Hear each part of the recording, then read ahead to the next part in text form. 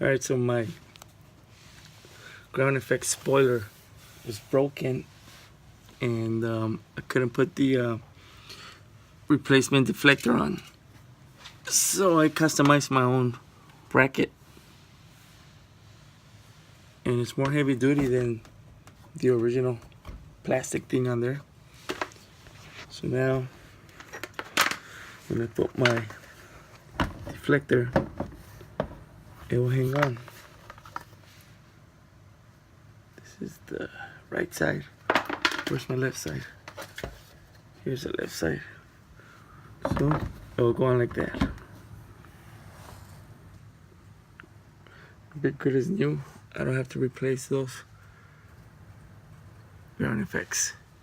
Probably fiberglass it there, but there it is.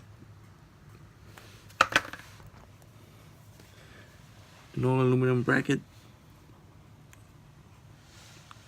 Traced it, got the pattern, and there it is. You can save your deflector